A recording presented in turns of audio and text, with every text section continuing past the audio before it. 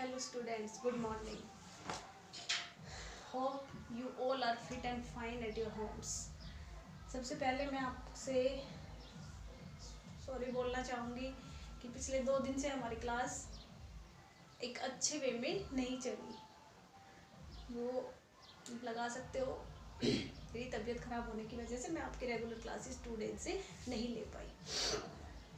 Today सबसे पहले हमें ज़रूरत है, कई बच्चों को बहुत ज़्यादा क्यूरीज आ रही हैं, प्रॉब्लम्स आ रही हैं कि ma'am what we have do in our notebook, क्या कर चुके, क्या बचा हुआ है इस चैप्टर का, ये नहीं हुआ वो। ये दिक्कत बेटा हमें इसलिए आ रही है क्योंकि जो हमारा सेक्शन ए था उसमें हमने फर्स्ट चैप्टर ही कंप्लीट किया था, बट इन सेक्शन बी हमने फिजिकल क्लासेस के दौरान सेक्शन बी में सेकंड चैप्टर भी कंप्लीट कर लिया था। इसलिए थोड़ा सा बच्चों का अगर होमवर्क को लेकर कुछ कन्फ्यूजन चल रहा है तो सबसे पहले मैं उस होमवर्क कन्फ्यूजन को दूर करना चाहूँगी। चैप्टर 1 हमारा बिल्कुल क्लियर है, सभी का क्लियर है, कंप्लीट है। चैप्टर 2 की बात आती है, हमने लास्ट वीडियो में चैप्टर 2 के वर्ड मीनिंग्स, हार्ड वर्ड्स और क्वेश्चंस आई थिंक हम कर चुके हैं। अगर किसी बच्चे ने चैप्टर 2 के वर्ड मीनिंग्स, हार्ड वर्ड्स और क्वेश्चन आंसर, हमने 3 क्वेश्चंस किए थे, 3 हम आज करेंगे, इसमें टोटल 6 क्वेश्चंस है। Word meanings, hard words and second chapter के क्वेश्चंस। यहाँ तक का वर्क आज के वर्क में, आज जो हम होमवर्क डालेंगे वहाँ तक मैं आप लोगों को सेकंड चैप्टर का कंप्लीट फोटोज सेंड करूँगी, वर्ड मीनिंग, हार्ड वर्ड और क्वेश्चन आंसर्स को लेकर। जिस भी बच्चे का सेकंड चैप्टर का कुछ भी पोर्शन अनकम्प्लीट है वो बच्चा उन फोटोज में से देख के वहाँ से कंप्लीट कर ले। उसके अलावा हमने थर्ड चैप्टर में क्या किया है, हम थर्ड चैप्टर का ऑलमोस्ट सब कुछ कंप्लीट कर चुके हैं। वर्ड मीनिंग्स हम कर चुके हैं, हार्ड वर्ड्स हम कर चुके हैं, बुक एक्सरसाइज हम कर चुके हैं और सिर्फ इसके क्वेश्चंस बचे हुए, क्वेश्चन आंसर्स। ये वर्क तो आपका, जब हमारा ये वीडियो आप तक आएगा तो इतना वर्क तो आपका कंप्लीट हो चुका होगा, ठीक है। इस वीडियो में हम करेंगे चैप्टर 3 के क्वेश्चन आंसर्स, सिर्फ क्वेश्चन आंसर्स लेफ्ट है चैप्टर 3 के, वो हम करेंगे। होप है आपको क्लियर होगा, ये सब क्लियर हो गया होगा, क्योंकि उसके बाद और कल जो हम होमवर्क भेजेंगे उसमें चैप्टर 3 में कंप्लीट सेंड करूंगी आपके पास। उसके बाद आपकी एसएसटी की क्लास नेक्स्ट मंडे को आएगी। नेक्स्ट मंडे तक आपके पास 4 डेज का टाइम पीरियड रहेगा और 4 डेज के टाइम पीरियड में आप लोगों को चैप्टर 1, चैप्टर 2 और चैप्टर 3 नोटबुक्स में एक प्रॉपर तरीके से कंप्लीट कर लेना, जिस भी बच्चे का पेंडिंग है। और किसी बच्चे को अगर फिर भी प्रॉब्लम आए किसी भी टॉपिक को लेकर, किसी भी मैटर को लेकर, 3 चैप्टर्स में अगर किसी भी बच्चे को कोई भी दिक्कत आए तो फिर भी आप, जो आपका मंडे तक का टाइम पीरियड है, आप कभी भी मुझे पर्सनली कॉल कर लेना, मैं आपको पर्सनली प्रोवाइड करवा दूंगी। अगर आपको ये सब क्वेश्चंस वगैरह जिस भी चैप्टर के चाहिए हो, अगर किसी बच्चे के क्लियर ना हो पाए, you can call me personally, I will provide you the whole homework. मैं आपको पूरा होमवर्क प्रोवाइड करवाऊंगी, आपको मुझे इन्फॉर्म करना होगा। आप मुझे मैसेज ड्रॉप कर सकते हो या आप मुझे कॉल कर सकते हो, क्लियर है। उसके बाद हम शुरू करते हैं चैप्टर 3 के क्वेश्चंस। Chapter 3 question answers. हमारा फर्स्ट क्वेश्चन है, हमने इसकी एक्सरसाइज लास्ट वीडियो में फिल की थी। जब हम ये चैप्टर रीड कर रहे थे उस दौरान हमने इसकी कंप्लीट एक्सरसाइज, इसके मैचअप्स सब कुछ फिल किया था और आज हम करेंगे इसके क्वेश्चंस। पहला क्वेश्चन है इसमें, मैनी टूरिस्ट विजिट द, मैं सिर्फ क्वेश्चंस लिख रही हूँ, आपको पिक्स मिल जाएंगे आंसर्स की। मैं बोर्ड पे सिर्फ क्वेश्चंस लिखूंगी और आपको क्वेश्चंस एक्सप्लेन करूंगी। इसमें हम राइट नहीं करेंगे आंसर्स, हम आपको अलग से आंसर्स क्लिक करके भेज देंगे। फर्स्ट क्वेश्चन है हमारा, many tourist visit the states and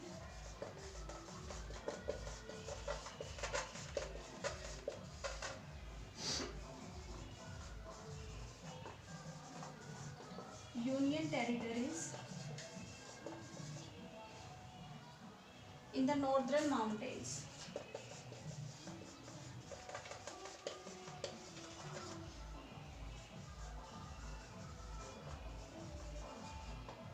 Why? आप क्वेश्चन समझेंगे हम, उसके बाद हम इसका आंसर आपको एक्सप्लेन करेंगे। हमारा क्वेश्चन क्या है? मैनी टूरिस्ट घूमने वाले लोग visit the states and union territories in the northern mountains. Why? कि बहुत सारे टूरिस्ट ऐसे हैं जो घूमने के लिए, विजिट करने के लिए जो नॉर्दर्न माउंटेन्स हैं उनमें जो स्टेट्स है, यूनियन टेरिटरीज है, वहाँ पर क्यों आते हैं? अब इसका आंसर हो सकता है, आप सभी को पता है कि जो हमारा नॉर्दर्न एरिया है, नॉर्दर्न माउंटेन्स है, लाइक जम्मू कश्मीर है, उत्तराखंड है, आसाम है, और कौन से स्टेट आते हैं? हिमाचल प्रदेश है। ये सब किसके लिए फेमस है? अपनी ब्यूटी के लिए, ब्यूटीफुल वैलीज के लिए, beautiful mountains which are covered with snow and there is great snowfall. यहाँ पर बहुत अच्छा स्नोफॉल होता है। ये एरिया अपनी नेचुरल ब्यूटी के लिए बहुत ज़्यादा फेमस है, और उसी नेचुरल ब्यूटी को देखने के लिए लोग इन जगहों पर आना बहुत ज़्यादा पसंद करते हैं। जैसे हम देखें जम्मू कश्मीर में डल लेक है, गुलमर्ग है, ऐसी बहुत सी जगह हैं जो टूरिस्ट को अपनी तरफ अट्रैक्ट करती हैं, आकर्षित करती हैं, और उसी नेचुरल ब्यूटी से अट्रैक्ट होकर टूरिस्ट उस जगह पर घूमना पसंद करते हैं। इसलिए most of the tourist go in northern mountains for visit. हमारा सेकंड क्वेश्चन है, व्हाट काइंड्स ऑफ क्रॉप्स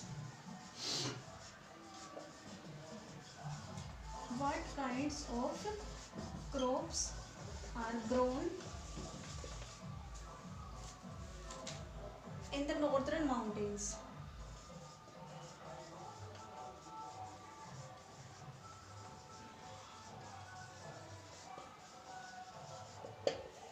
कि नॉर्दर्न माउंटेन्स में किस तरह की और कौन कौन सी क्रॉप्स को ग्रो किया जाता है, वहाँ के लोग कौन कौन सी क्रॉप्स ग्रो करते हैं। इसका आंसर देखो, हमने जब चैप्टर पढ़ा था तब भी हमने किया था। इसका आंसर है पेज नंबर 17 के ऊपर एक टॉपिक है ऑक्यूपेशन। हमने ऑक्यूपेशन का मीनिंग पढ़ा था कि what is the meaning of occupation. उसमें हमने ये पढ़ा था कि any work which is done by the peoples to earn money, कि पैसे कमाने के लिए वहाँ किसी भी एरिया के लोगों के द्वारा कोई भी काम किया जाता है, उसी को हम क्या बोलते हैं? ऑक्यूपेशन बोलते हैं। आई एम डूइंग टीचिंग, मैं टीचिंग कर रही हूँ, किस लिए? टू अर्न मनी, पैसे कमाने के लिए जॉब करते हैं लोग। किस लिए करते हैं? ताकि हम अपनी लाइफ को अच्छी तरह से चला सके। तो ये क्या है? हमारा ऑक्यूपेशन है। किसान है, खेतों में काम करता है, तो फार्मिंग उसका क्या हो गया? ऑक्यूपेशन है। तो कोई भी काम जो पीपल्स के द्वारा अपनी लाइफ चलाने के लिए, पैसे कमाने के लिए किया जाता है, उसको हम कहते हैं ऑक्यूपेशन। अब इसमें हमने पढ़ा था कि the main occupation of the people of the region are farming, rearing of animals. कि नॉर्दर्न माउंटेन्स में जो लोग रहते हैं, जो पीपल्स रहते हैं, उनका जो मेन ऑक्यूपेशन है वो क्या है? फार्मिंग है, खेती करना है। रीयरिंग ऑफ एनिमल्स, रीयरिंग ऑफ एनिमल्स से मतलब है कि वो लोग पशुओं को पालते हैं अपने डोमेस्टिक पर्पस के लिए या अपने ऑक्यूपेशन के लिए, उनको पालते हैं। जैसे गोट्स हैं, सीप्स हैं, याक्स हैं, एंड वीविंग। और क्या करते हैं? वीविंग करते हैं। उसके बाद जो अगर फार्मिंग वहाँ का मेन ऑक्यूपेशन है, तो वहाँ के लोग कौन कौन सी क्रॉप्स उगाते हैं ये बताना है। तो वहाँ पर कौन कौन सी क्रॉप्स उगाई जाती हैं? Barley, maize, rice and wheat. Barley, maize, rice and wheat are grown in the northern mountains. इसका एग्जैक्ट आंसर होगा कि crops which are grown in northern mountains are barley, wheat, rice and maize. उसके बाद है हमारा question number 3, what kind of climate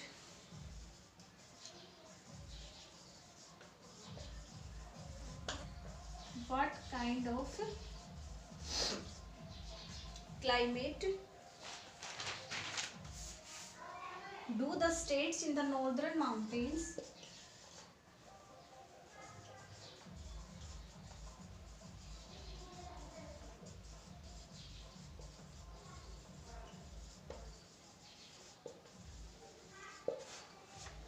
northern mountains है।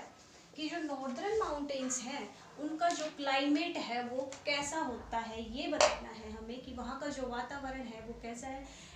तो easily हम सबको बहुत अच्छे से पता है कि जो नॉर्दर्न माउंटेन्स के एरियाज है उनका क्लाइमेट कैसा है, कोल्ड है, because these areas are situated near the north पोल।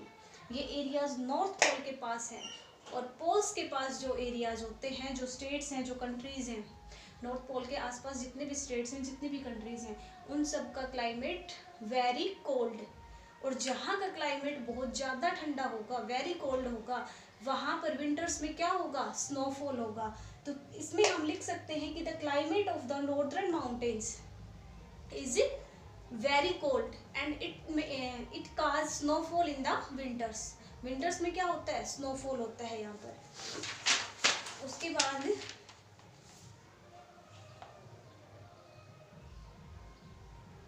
कुछ एरियाज हैं जिनका, जैसे लद्दाख है, उसका क्लाइमेट कैसा मिलेगा हमें। Ladakh is known as cold desert. Ladakh को हमने क्या नाम दिया था, दूसरा नाम क्या कह सकते हैं हम लद्दाख का, cold desert. It is a region of barren, arid, frigid and wind blowing water.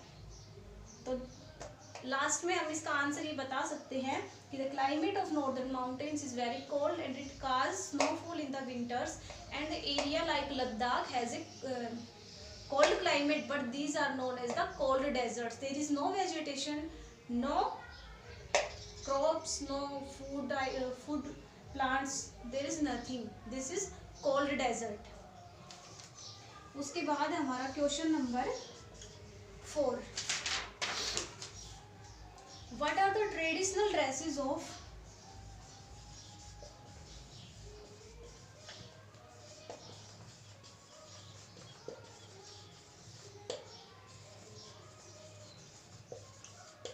men's and women's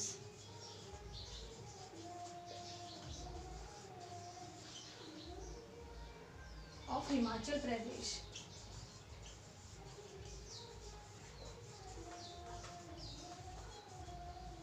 question पूछा गया है कि हिमाचल प्रदेश में रहने वाले जो मेंस और वुमेन्स हैं वो किस टाइप के क्लोथ्स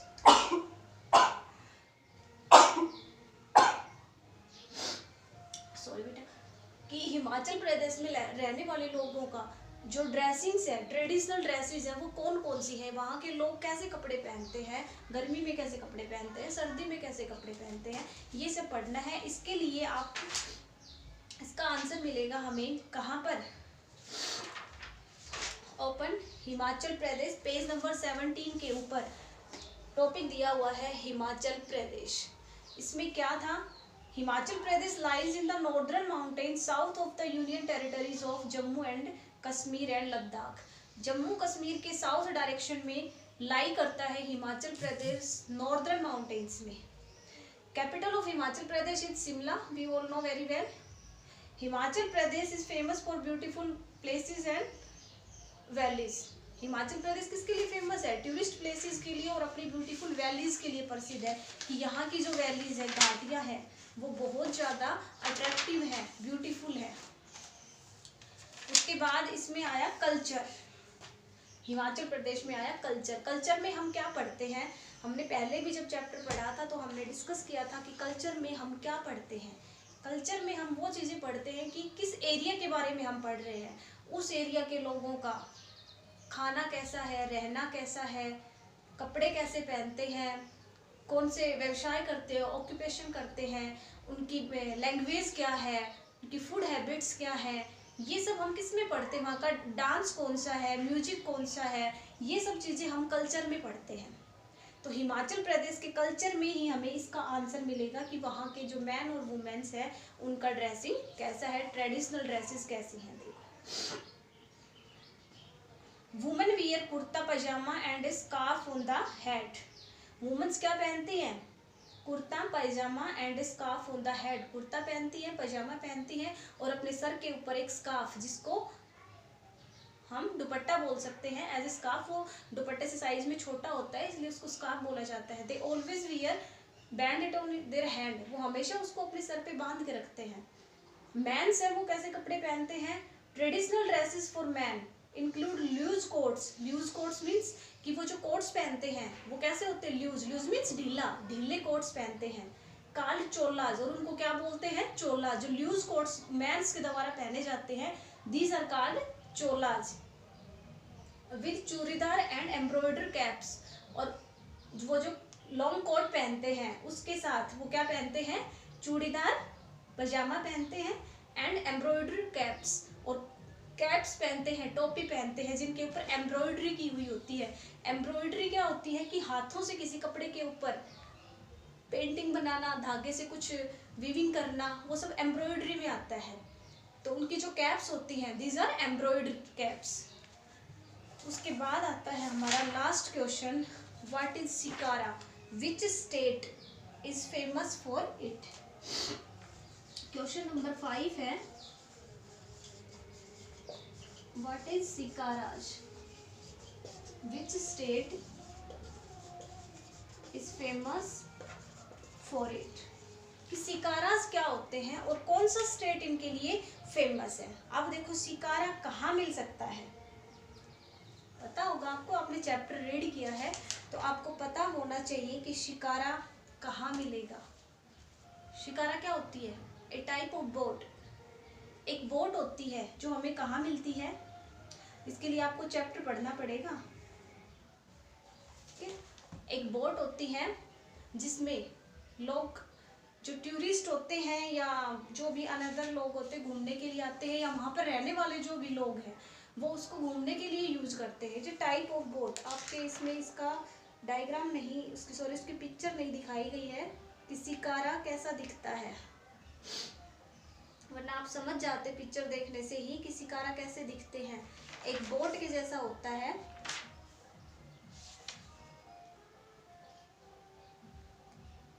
1 मिनट बेटा।